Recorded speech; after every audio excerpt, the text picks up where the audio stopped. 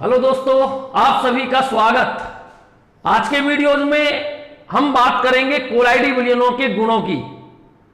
दोस्तों, इससे पहले जो वीडियोस था उसमें हमने बात की कोलाइडी विलयनों के गुणों में ब्राउनी गति की और टिंडल प्रभाव की। आज हम बात करते हैं कोलाइडी विलयनों में जो कोलाइडी कण होते हैं उन कोलाइडी कणों पर कौन सा आवेश होता है। तो दोस्तों, आज हम देखते हैं कि यदि अपने पास कोई भी कोलाइडी विलयन है, कोलाइडी विलयन, अब कोलाइडी विलयन में जो कोलाइडी कण अपने पास होते हैं, कोलाइडी विलयन में जो कोलाइडी कण अपने पास होते हैं जिनको हम बोलते हैं परिक्षिप्त प्रावस्था, उन कोलाइडी कणों पर या तो अपने पास होगा धनावेश, कोलाइडी कणों पर या तो धनावेश होगा, या जो कोलाइडी कण होंगे उन पर आवेश होगा ऋणावेश। किसी भी कोलाइडी विलयन में जो कोलाइडी कण होते हैं या परिक्षिप्त प्रावस्था के कण होते हैं उन कोलाइडी कणों पर या तो धनावेश होता है या उन कोलाइडी कणों पर ऋणावेश होता है।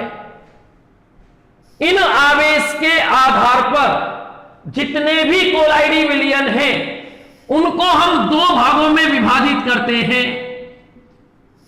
जिन कोलाइडी विलयन में कोलाइडी कणों पर यदि धन आवेश है तो ऐसे कोलाइडी विलयन को हम बोलते हैं धन आवेशित कोलाइडी विलयन। धन आवेशित कोलाइडी विलयन, कोलाइडी विलयन को हम जानते हैं कि हम सॉल्व भी कहते हैं।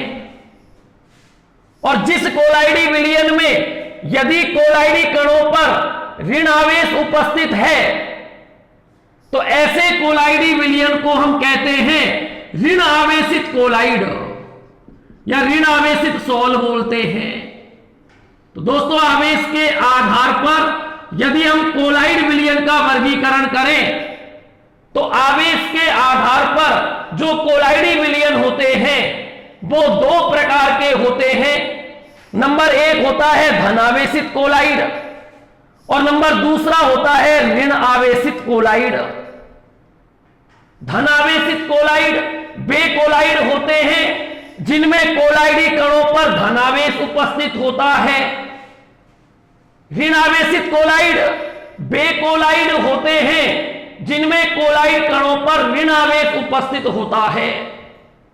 यदि हम इन दोनों को डायग्राम द्वारा समझें, अपने पास ये एक पात्र है, पात्र में अपने पास ये परिक्षेपण माध्यम है, परिक्षेपण माध्यम, और यहां अपने पास एक परिक्षिप्त प्रावस्था के कण है, ये कोलाइडी कण है।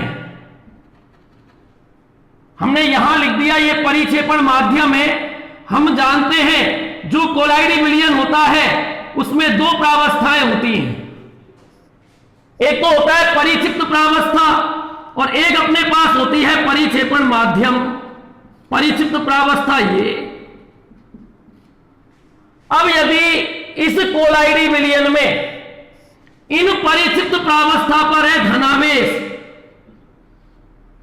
परिक्षिप्त प्रावस्था पर धनावेश है, कहने का मतलब जो कोलाइडी कण है उन पर धनावेश है, तो ऐसे कोलाइड को हम बोलेंगे धन आवेशित कोलाइड। यदि हम एक डायग्राम और बनाए, ये दूसरा डायग्राम बनाया हमने, यहां अपने पास परिक्षेपण माध्यम है और परिक्षेपण माध्यम में अपने पास परिक्षिप्त प्रावस्था के कण हैं और उन परिक्षिप्त प्रावस्था के कणों पर उपस्थित है ऋण आवेश। यहां हम इसको लिखे, ये परिक्षिप्त प्रावस्था है, कोलाइडी कण है, परिक्षिप्त प्रावस्था, और ये अपने पास है परिक्षेपण माध्यम, परिक्षेपण माध्यम। दोस्तों, यहां जो ये कोलाइडी विलयन है, इस कोलाइडी विलयन में परिक्षिप्त प्रावस्था के कणों पर ऋण आवेश उपस्थित है, ऐसे कोलाइडी विलयन को हम बोलेंगे ऋण आवेशित कोलाइड विलयन।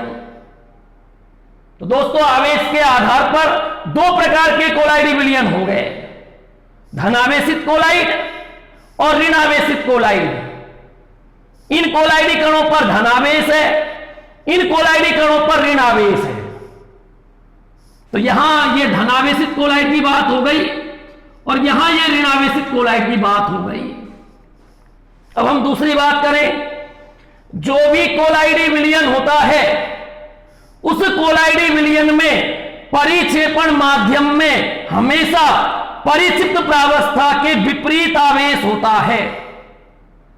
यदि यहां इस कोलाइडी विलयन में परिक्षिप्त प्रावस्था के ऊपर धनावेश है तो परिक्षेपण माध्यम जो होगा, बताओ उस पर कौन सा आवेश होगा? ऋणावेश होगा। यहां परिक्षिप्त प्रावस्था पर कौन सा आवेश है? धनावेश है। यदि हम इसकी बात करें, परिक्षिप्त प्रावस्था के कणों पर आवेश है ऋणावेश, तो परिक्षेपण माध्यम में इतना ही किंतु विपरीत आवेश अर्थात धनावेश होगा। दोस्तों, इसका मतलब क्या हुआ कि जितना प्लस आवेश उपस्थित है इस विलयन में उतना माइनस आवेश उपस्थित है। इसका मतलब जो संपूर्ण कोलाइडी विलयन अपने पास होता है वो संपूर्ण कोलाइडी विलयन कैसा होगा? उदासीन होगा। तो हम दोबारा बोल दें इस बात को कि कोलाइडी विलयन में या तो धनावेश होते हैं या कोलाइडी विलयन में ऋणावेश होते हैं। परिक्षेपण माध्यम में इतना ही किंतु विपरीत आवेश होता है। इस कारण संपूर्ण कोलाइडी विलयन उदासीन होता है। दूसरी बात, कोलाइडी विलयन का जो स्थायित्व होता है यह स्टेबल है। ये इन पर जो ये परिक्षिप्त प्रावस्था है इन पर उपस्थित आवेश के कारण है। कोलाइडी विलयन का जो स्थायित्व होता है वो परिक्षिप्त प्रावस्था या कोलाइडी कणों पर उपस्थित आवेश के कारण है। ऐसा क्यों? क्योंकि हम जानते हैं कि यहां यदि हम इस कोलाइड विलयन की बात करें तो इस कोलाइडी विलयन में परिक्षिप्त प्रावस्था के कणों पर है समान आवेश। अब बताओ, परिक्षिप्त प्रावस्था के कणों पर समान आवेश है।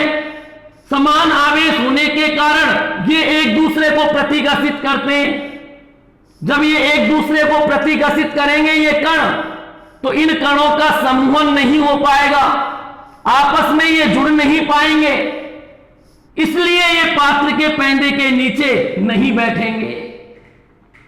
कहने का मतलब यह है कि जो कोलाइडी विलयन है, इन कोलाइडी विलयन का स्थायित्व जो होता है वो इन कणों पर उपस्थित आवेश के कारण होता है।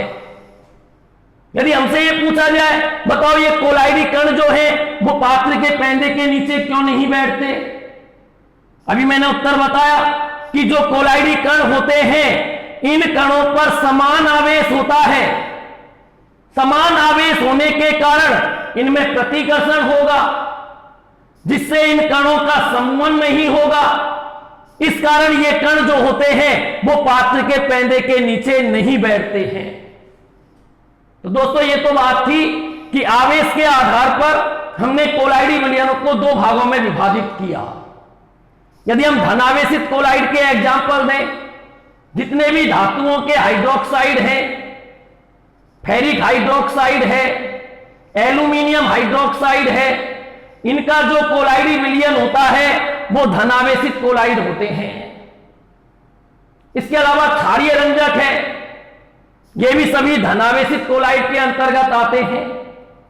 ऋणावेशित कोलाइड के हम यदि एग्जाम्पलों की बात करें, धातुओं के सल्फाइड, आर्सेनिक सल्फाइड है, एंटीमनी सल्फाइड है, सभी ऋणावेशित कोलाइड के अंतर्गत आते हैं।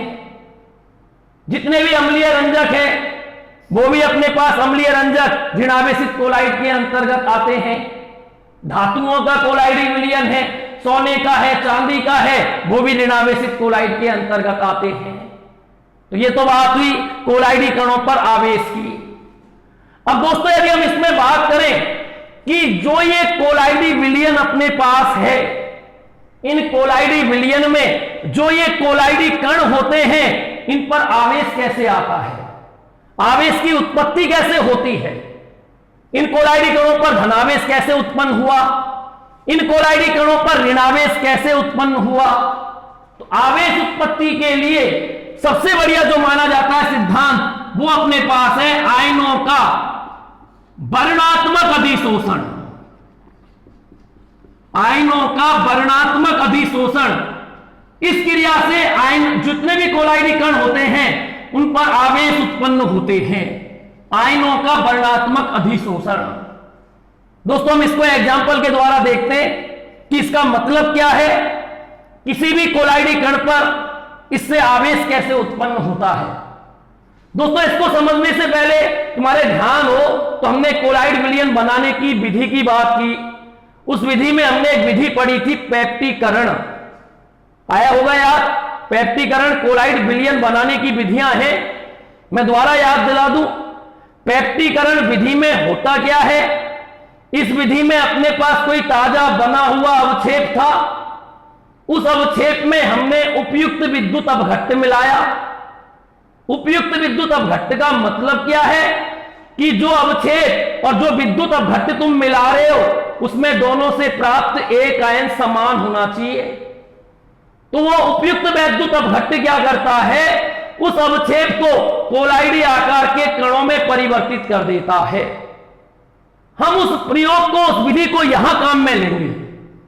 हम यहां उस विधि के द्वारा यह देखेंगे कि कोलाइडी कणों पर कैसे धनावेश उत्पन्न हुआ, कोलाइडी कणों पर किस प्रकार से माइनस चार्ज उत्पन्न हुआ। हम इसके लिए 2-3 एग्जाम्पल देखते हैं। सबसे पहले नंबर 1, पहला एग्जाम्पल यदि हम देखें, अपने पास एक बीकर है और इस बीकर में अपने पास फेरिक हाइड्रोक्साइड का अवक्षेप है। यह फेरिक हाइड्रोक्साइड का ताजा बना हुआ अवक्षेप ले लिया। यहां यह पूरा का पूरा परिक्षेपण माध्यम है, इसमें परिक्षेपण माध्यम हमने मान लिया जल है या परिक्षेपण माध्यम, और यह अपने पास अवक्षेप है फेरिक हाइड्रोक्साइड का ताजा बना हुआ अवक्षेप। यह अवक्षेप ले लिया हमने। अब इसका जो अवक्षेप अपने पास है इसका परिक्षेपण माध्यम से लगाव नहीं है। परिक्षेपण माध्यम के साथ यह कोलाइडी विलयन का निर्माण नहीं करता। अब बताओ, यदि हमको इस अवक्षेप को कोलाइडी कणों में परिवर्तित करना है तो हम इसमें क्या करते हैं, इसमें एक वैद्युत अपघट्ट मिलाते हैं FeCl3। दोस्तों यह महत्वपूर्ण है, तुमको हमेशा ऐसा वैद्युत अपघट्ट मिलाना है जिसमें दोनों से प्राप्त एक आयन समान हो। जब बताओ तुम इसमें FeCl3 मिलाओगे तो इस पर है Fe पर +3, यहां Fe पर है +3। ये कोलाइडी कण इसमें से उन आयनों को ग्रहण करेगा, इस अवक्षेप पर उन आयनों का अधिशोषण होगा जो दोनों से प्राप्त एक समान होना चाहिए। बताओ इस अवक्षेप पर कौन सा आयन अधिशोषित होगा, Fe+3 होगा। आयनों का वर्णात्मक अधिशोषण कोलाइडी कण चयन करते, जो कोलाइडी अवक्षेप, जो अपने पास अवक्षेप है कि कौन से आयन का अधिशोषण करना है, तो जो ये अवक्षेप अपने पास है हमने ये अवक्षेप ले लिया। अब बताओ ये अवक्षेप क्या करेगा, इसमें से कौन से आयन का अधिशोषण करेगा जो दोनों से प्राप्त समान होना चाहिए। बताओ कौन सा समान है, Fe+3। तो जो अपने पास अवक्षेप है बताइए उस अवक्षेप पर किसका अधिशोषण हो जाएगा, Fe+3 का अधिशोषण हो जाएगा। इस अवक्षेप पर Fe+3 का अधिशोषण हो गया और जो Cl- अपने पास होगा वो परिक्षेपण माध्यम में होगा। अब यदि हम इसको आगे डायग्राम और बनाएं, एक और डायग्राम से इसको समझाएं, जैसे ये अवक्षेप पर ये आयन अधिशोषित जो हुआ है और जैसे ही तुम इसको तेजी से हिलाओगे बीकर को, तो तेजी से हिलाने पर क्या होगा, जो ये अवक्षेप है ये कोलाइडी माप के कणों में परिवर्तित हो जाएगा। ये कोलाइडी माप के कणों में परिवर्तित हो गया। बताओ कहां तो ये अवक्षेप सोया हुआ था, कोई मतलब ही नहीं। लेकिन जब तुमने इसमें कोई उपयुक्त विद्युत अपघट्ट मिलाया तो इस विद्युत अपघट्ट ने इस अवक्षेप को जगा दिया और कोलाइडी कणों में परिवर्तित कर दिया। बताओ अपने पास यहां जो कोलाइडी कण है इनमें कौन से आयन अधिशोषित हो रहे हैं, Fe+3, Fe+3, Fe+3, Fe+3। ये आयन इस पर अधिशोषित है, ये आयन इस पर चिपके हुए हैं Fe+3। अब बताओ हमने इस पूरे पात्र में अपने पास परिक्षेपण माध्यम है, यदि मैं बात करूं कि यहां परिक्षेपण माध्यम जो है उसमें बताओ, यहां तुमने इसको मिलाया है तो इसको मिलाने पर क्या हुआ, Fe+3 आयन तो अधिशोषित हो गया कोलाइडी कणों पर, लेकिन जो Cl- है वो कहां रहेगा, परिक्षेपण माध्यम में। ये परिक्षेपण माध्यम में बताओ कौन सा आयन है अपने पास, Cl- आयन। वही बात आ गई अपने पास। यहां इस कोलाइडी विलयन में कोलाइडी कणों पर धनावेश है, इसका मतलब यह हुआ कि यह धनावेशित कोलाइड है। और मैंने तुमको बताया कि परिक्षेपण माध्यम में इतना ही किंतु विपरीत आवेश होता है। बताओ विपरीत आवेश कौन सा है, Cl-। इसका मतलब संपूर्ण कोलाइडी विलयन कैसा होता है, उदासीन। तो यहां यदि मैं बोलूं कि ये कौन सा कोलाइड है तो तुम्हारा उत्तर होगा दोस्तों, ये धनावेशित कोलाइड है। जो FeOH का होल थ्राइस फेरिक हाइड्रोक्साइड था, बताओ इसने कौन से आयन को अधिशोषित कर लिया, Fe+3 को। कौन सा कोलाइड बन गया अपने पास, धनावेशित कोलाइड। यदि हम इसको और दूसरे एग्जाम्पल के द्वारा समझाएं, कोई बात नहीं, तुम्हारे यदि कम समझ में आया है तो दूसरा एग्जाम्पल और देखिए इसका एक और। दूसरे एग्जाम्पल में हमने माना एक पात्र लिया वही, और अपने पास यहां एक अवक्षेप है AgI का, सिल्वर आयोडाइड का अवक्षेप है। वही हमने यहां परिक्षेपण माध्यम लिया, परिक्षेपण माध्यम हमने मान लिया जल है। अब जल का इसके साथ लगाव नहीं है, जल के साथ ये कोलाइडी विलयन नहीं बनाता, फिर दोस्तों हमको क्या करना पड़ेगा, हमको कोई ऐसा उपयुक्त वैद्युत अपघट्य मिलाना होगा जिसमें दोनों से प्राप्त एक आयन तो समान होना चाहिए, और इस अवक्षेप को वो कोलाइडी कणों में परिवर्तित कर दे। इसके लिए हम इसमें मिलाते हैं Ki, पोटेशियम आयोडाइड। दोस्तों पोटेशियम आयोडाइड मिलाने से क्या होगा, ये K+ है, I- है, Ag+ है, I- है। जैसे ही तुम इसमें Ki को मिलाओगे तो बताओ Ki मिलाते ही इस अवक्षेप पर कौन अधिशोषित होगा, जिसमें दोनों में जो समान आयन है, बताओ समान आयन कौन सा है, I-। तो अपने पास ये अवक्षेप रहा, और जो ये अवक्षेप है बताओ इस अवक्षेप पर कौन सा आयन अधिशोषित हो गया, I- अधिशोषित हो गया। ये I- इस पर अधिशोषित हो गया। अब इस बीकर को या परखनली को तुम जैसे ही तेजी से हिलाओगे तो हिलाने पर जो ये अवक्षेप है ये कोलाइडी आकार के कणों में परिवर्तित हो जाएगा। ये कोलाइडी माप के कण में परिवर्तित हो गया। अवक्षेप जो है वो कोलाइडी माप के आकार के कणों में परिवर्तित हो गया। बताओ इन कोलाइडी कणों पर कौन सा आवेश अधिशोषित है, I-, I-, I-, I-। ये तो परिक्षिप्त प्रावस्था है। अब तुमसे यदि मैं ये पूछूं कि बताओ परिक्षेपण माध्यम, तुम कहोगे I- तो अवक्षेप पर अधिशोषित हो गया। अब बताओ क्या बचा, K+। K+ कहां रहेगा, परिक्षेपण माध्यम में। K+ परिक्षेपण माध्यम में होगा। कहने का मतलब यदि अब हम इसकी बात करें तो इन कणों पर जो ये कोलाइडी कण हैं इन पर कौन सा आवेश है, नेगेटिव चार्ज, ऋणावेश है। इसका मतलब ये कौन सा कोलाइड हुआ, ऋणावेशित कोलाइड। और परिक्षेपण माध्यम में इतना ही किंतु विपरीत आवेश होता है। यदि हम इसको लिखें AgI अपने पास है, बताओ इसने किसका अधिशोषण किया, I- का। तो कहने का मतलब वही बात आ गई कि यदि किसी कोलाइडी विलयन में कोलाइडी कणों पर धनावेश होता है तो वह धनावेशित कोलाइड होता है। यदि किसी कोलाइडी विलयन में कोलाइडी कणों पर ऋणावेश होता है तो वह ऋणावेशित कोलाइड होता है। परिक्षेपण माध्यम में इतना ही किंतु विपरीत आवेश होता है, अर्थात संपूर्ण कोलाइडी विलयन उदासीन होता है। कोलाइडी विलयन का जो स्थायित्व होता है वो इन कोलाइडी कणों पर उपस्थित आवेश के कारण होता है। क्योंकि आवेश समान होता है, समान आवेश होने के कारण जिन कणों में या समान आवेश के कारण इनमें प्रतिकर्षण होगा, जिससे इन कणों का संवहन नहीं होगा और ये कण पात्र के पेंदे के नीचे नहीं बैठेंगे। अब बताओ, यदि मैं तुमसे पूछूं इसमें आयन जो कोलाइडी कण थे अपने पास, इन पर आवेश के लिए कौन सा कारक उत्तरदायी है? जो कोलाइडी कण होते हैं वो चयन करते हैं, जो वैद्युत अपघट्ट मिलाते हैं कि कौन से आयन का अधिशोषण करना है, उसके हिसाब से हम कोलाइडी प्रकृति देखते हैं, कोलाइडी कणों की प्रकृति देखते हैं कि कोलाइडी कणों पर धनावेश होगा या ऋणावेश होगा। अब यहां हम एक टॉपिक की और बात करते हैं।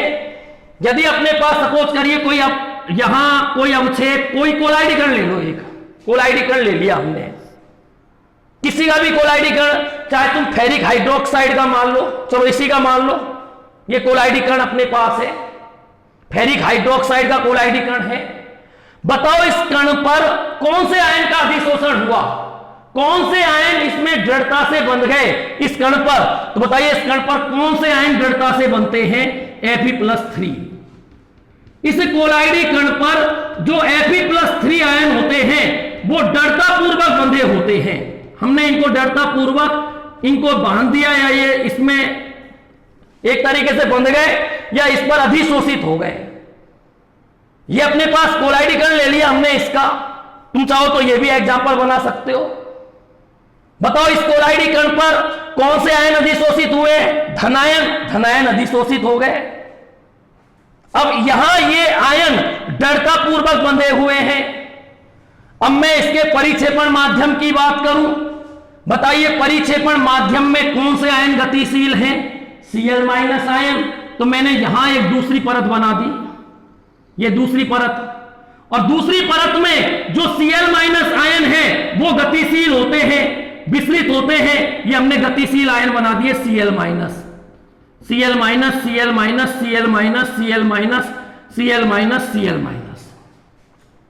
तो यहां अपने पास यदि मैं बात करूं तो अपने पास इस कोलाइडी कण के चारों तरफ दो परत उपस्थित हो गई। एक तो हो गई अपने पास प्रथम परत, और ये अपने पास हो गई द्वितीय परत। यहां ये प्रथम परत पर जो आयन है वो दृढ़ता पूर्वक बंधे हुए हैं, जुड़े हुए हैं, तो इसको मैं बोलूंगा एक तरीके से स्थिर परत या प्राथमिक परत।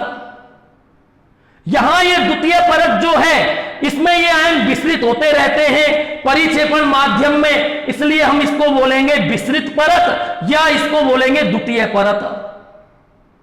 तो हम यदि आधुनिक सिद्धांत की बात करें तो किसी कोलाइडी कण के चारों तरफ दो प्रकार की परतें होती हैं, प्राथमिक परत और द्वितीय परत। प्राथमिक परत को स्थिर परत भी कहते हैं क्योंकि इस कोलाइडी कण पर जो ये आयन है ये अधिशोषित हो गए मजबूती से, और जो द्वितीय परत होती है परिक्षेपण माध्यम में जो Cl- था वो विसरित कर गति करता है, इसलिए इसको विसरित परत या द्वितीय परत भी कहते हैं। तो यहां यदि हम बात करें दोनों परत आवेशित है, एक धनावेशित है एक ऋणावेशित है। दोनों परतों के मध्य जो विभवांतर उत्पन्न होगा, दोनों आवेशित परत है, विपरीत आवेशित परत हो गई, एक पर धनायन एक पर ऋणायन। दोनों परतों के मध्य जो विभव उत्पन्न होता है, विभवांतर उत्पन्न होगा, जो विभवांतर उत्पन्न होगा उसको हम बोलेंगे जीटा विभव, या उसको हम नाम देंगे वैद्युत गतिक विभव। या तो नाम देंगे जीटा विभव या इसको बोलेंगे वैद्युत गतिक विभव, वैद्युत गतिक विभव। अब इस बात को एक वैज्ञानिक था हेल्महोल्ट्ज। हेल्महोल्ट्ज की यदि हम बात बोले तो हेल्महोल्ट्ज ने यह बताया कि जो कोई कोलाइडी कण होता है उस कोलाइडी कण के चारों तरफ दो विपरीत आवेशित आयनों के परतों के संयोजन को, दो विपरीत आवेशित परत है इनके संयोजन को बोलते हैं हेल्महोल्ट्ज विद्युतीय द्विक परत। द्वारा मैं नाम बोल दूं, क्या नाम बोलेंगे? हेल्महोल्ट्ज विद्युतीय द्विक परत या विद्युतीय द्विक परत बोलते हैं। द्वारा मैं बोल दूं कि जो कोलाइडी कण है उसके चारों तरफ दो विपरीत आवेशित आयनों के परतों के संयोजन को हेल्महोल्ट्ज विद्युतीय द्विपरत कहते हैं। इनके मध्य जो विपरीत आवेशित परत है, इनके मध्य जो विभवांतर उत्पन्न होता है, उसको हम कौन सा विभव बोलेंगे? जीटा विभव या वैद्युत गतिक विभव कहेंगे। तुम चाहो तो इस एग्जाम्पल को ले सकते हो। बताओ, यदि मैं इस एग्जाम्पल की बात करूं, ये अपने पास कोलाइडी कण है, कोलाइडी कणों पर कौन से आयन अधिशोषित हुआ? I minus, I minus, I minus, ये अधिशोषित हो गया कोलाइडी कण के चारों तरफ। ये तो हो गई प्राथमिक परत, इसको बोलेंगे स्थिर परत। द्वितीयक परत की यदि हम बात करें तो बताओ, परिक्षेपण माध्यम में कौन से आयन गतिशील हैं? K plus, K plus, K plus, K plus, K plus, K plus, ये आयन होंगे। अब बताइए, इसमें अपन वही बात बोलेंगे, जो कोलाइडी कण है उसमें जो प्राथमिक परत है, जो आयन दृढ़ता से बंधे होते हैं, ये तो हो गई स्थिर परत। और जो गतिशील होते हैं उसे बोलेंगे विस्तृत परत या द्वितीयक परत। तो दोस्तों, ये बात थी अपने पास कि कोलाइडी विलयन में जो कोलाइडी कण अपने पास थे, उन पर कौन सा आवेश होता है और आवेश की उत्पत्ति कैसे होती है। ये बात तुम्हारे समझ में बैठ गई होगी। एक मिनट में मैं थोड़ा जल्दी जल्दी इनको बोल दूं। हमने क्या देखा कि कोलाइडी कण पर या तो धनावेश होता है या कोलाइडी कण पर ऋणावेश होता है। इसके आधार पर हमने कोलाइडी विलयन को दो भागों में विभाजित कर दिया, धनावेशित कोलाइड और ऋणावेशित कोलाइड। यदि कोलाइडी कणों पर धनावेश होता है तो उसे धनावेशित कोलाइड कहते हैं। यदि कोलाइडी कणों पर ऋणावेश होता है उसे ऋणावेशित कोलाइड कहते हैं। परिक्षेपण माध्यम में इतना ही किंतु विपरीत आवेश होता है। संपूर्ण कोलाइडी विलयन उदासीन होता है। कोलाइडी विलयन का जो स्थायित्व होता है वो इन कणों पर उपस्थित आवेश के कारण होता है। ये कण पात्र के पैंदे के नीचे क्यों नहीं बैठते? क्योंकि इन पर समान आवेश होता है। समान आवेश होने के कारण ये एक दूसरे को प्रतिघर्षित करते हैं, जिससे इन कणों का समूहन नहीं हो पाता। इस कारण ये कण पात्र के पैंदे के नीचे नहीं बैठते। फिर हमने बात की कि जो ये कोलाइडी कण हैं, इन पर आवेश कैसे उत्पन्न हुआ। आवेश उत्पन्न होने के लिए यहां वर्णात्मक अधिशोषण की क्रिया होती है। कोई भी अवक्षेप ऐसे आयनों का अधिशोषण करता है, ऐसे आयन अधिशोषित होते हैं, जुड़ते हैं जो समान आयन हो एक दूसरे में। यहां Fe+3, यहां Fe+3। ऐसा विद्युत अपघट्ट अपने को मिलाना होता है जिसमें दोनों से प्राप्त एक आयन समान हो। तेजी से हिलाया, अवक्षेप कोलाइडी कणों में परिवर्तित हो गया, कणों पर आवेश आ गया धनावेश। परिक्षेपण माध्यम में इतना ही किंतु विपरीत आवेश होगा। संपूर्ण कोलाइडी विलयन धनावेशित उदासीन होगा। संपूर्ण कोलाइडी विलयन उदासीन क्यों होता है?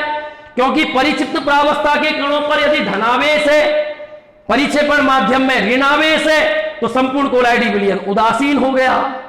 यहां ये धनावेशित कोलाइड का एग्जाम्पल हो गया, क्योंकि कोलाइडी कणों पर धनावेश है।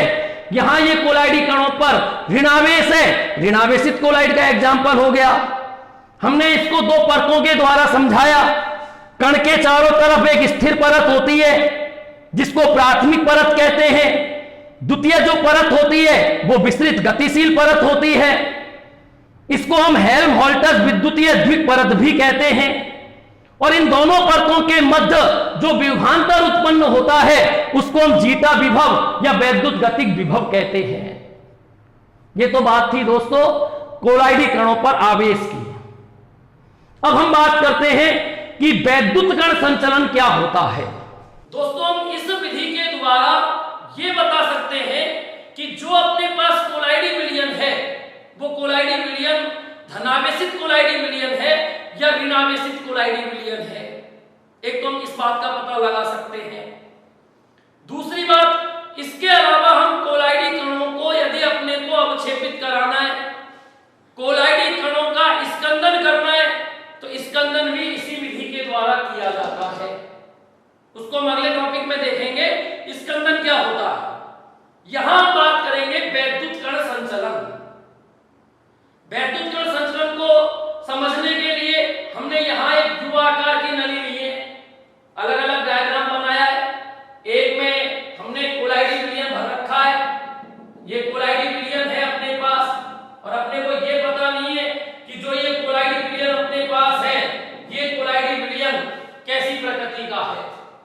हमने माना कि इसमें हमने आर्सेनिक सल्फाइड का कोलाइडी विलयन भरा हुआ है, आर्सेनिक सल्फाइड का। अपने को ये पता लगाना है कि जो ये कोलाइडी विलयन अपने पास है, ये धनावेशित कोलाइडी विलयन है या ऋणावेशित कोलाइडी विलयन है। यदि हमको किसी भी कोलाइडी विलयन की प्रकृति देखनी है कि ये धनावेशित कोलाइड है या ऋणावेशित कोलाइड है, उसको पता लगाने के लिए उसमें कोलाइडी कण कैसी प्रकृति के हैं, इसका पता लगाने के लिए हमने एक यू आकार की नली, जिसका भी पता लगाना है, उसको इसमें भर दो।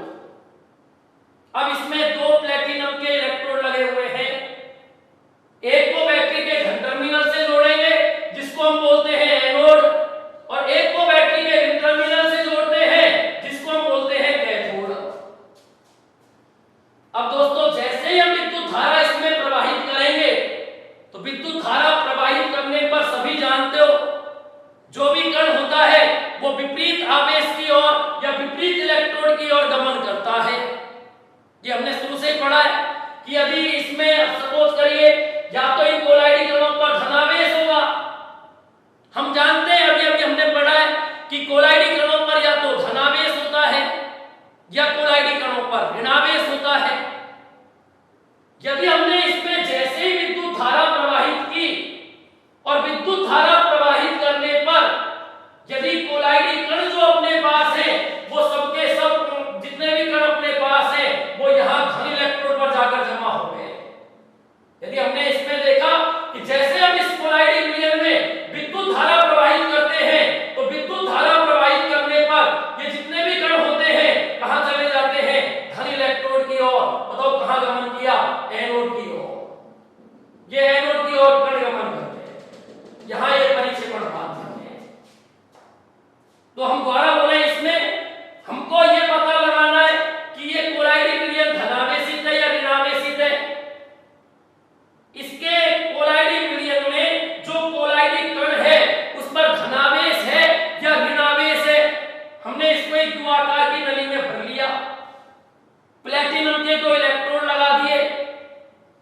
जैसे ही हम इसमें विद्युत धारा प्रवाहित करते हैं तो हम क्या देखते हैं कि विद्युत धारा प्रवाहित करने पर जितने भी कोलाइडी कण हैं वो एनोड पर जाकर इकट्ठे हो जाते हैं। अब बताओ, एनोड पर जाकर इकट्ठे हुए ये कण, हम जानते हैं समान आवेश में हमेशा प्रतिकर्षण होता है, विपरीत आवेश में आकर्षण होता है। बताओ धन पर कौन गमन करेगा, ऋण। इसका मतलब ये कोलाइडी कण कैसे है, ऋणावेशित।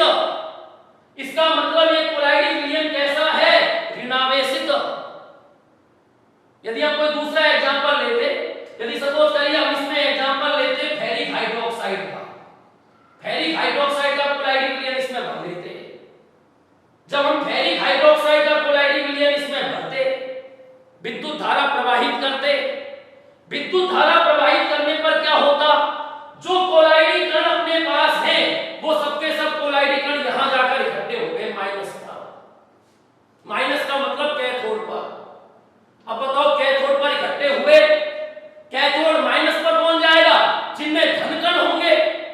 तो इसका मतलब इस कोलाइडी विलयन में कैसे कण हैं, धनावेशित कोलाइडी कण हैं। इसका मतलब बताओ ये तो कैसा सॉल्व हुआ, कैसा कोलाइडी विलयन हुआ, धनावेशित। और बताओ ये कोलाइडी विलयन कैसा हुआ, ऋणावेशित। यदि हम इसको परिभाषा के द्वारा समझाएं, वैद्युत कण संचलन किसे कहते हैं, तो हम ये बोलेंगे, इससे ये सारांश निकला कि विद्युत क्षेत्र की उपस्थिति में,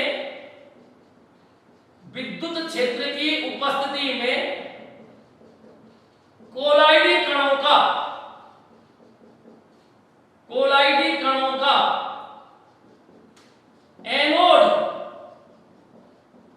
या कैथोड की ओर गमन करना, एनोड या कैथोड की ओर गमन करना वैद्युत कण संचलन कहलाता है। वैद्युत कण संचलन कहलाता है। ये वैद्युत कण संचलन की परिभाषा हो गई अपने पास। विद्युत क्षेत्र की उपस्थिति में या तो कोलाइडी कण गमन करेंगे एनोड की ओर या कोलाइडी कण गमन करेंगे कैथोड की ओर। तो हम द्वारा बोले विद्युत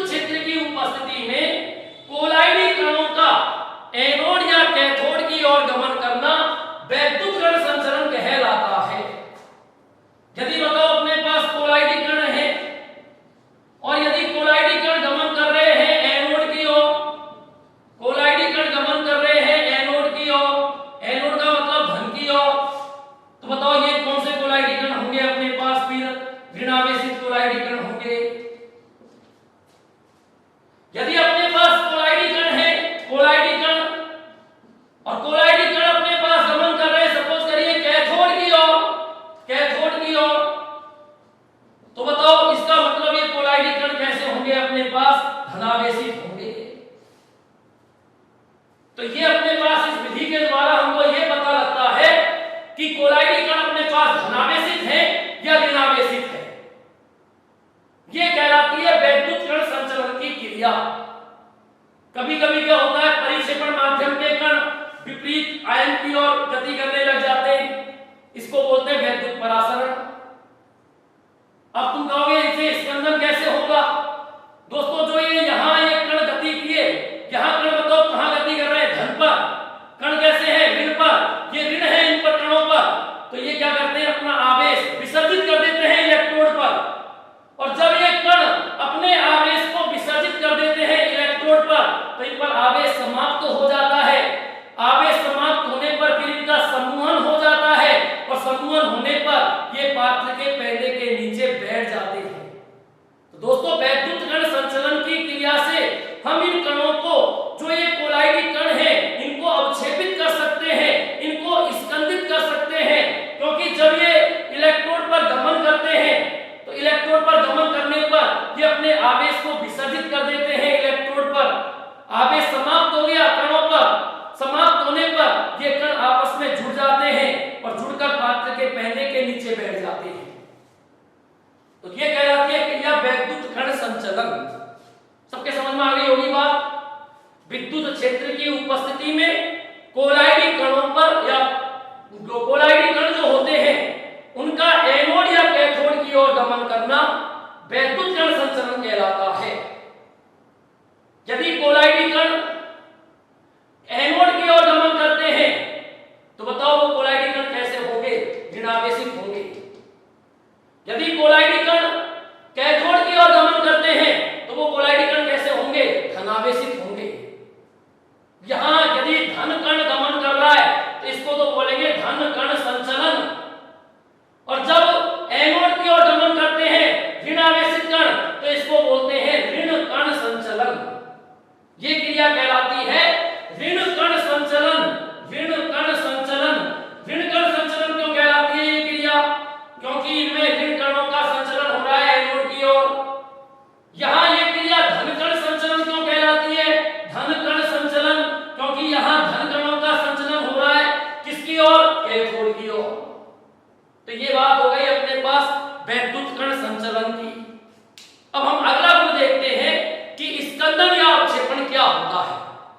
दोस्तों ये कोलाइडी विलयन का लास्ट गुण है, सबसे महत्वपूर्ण गुण है कि स्कंदन या अवक्षेपण किसे कहते हैं।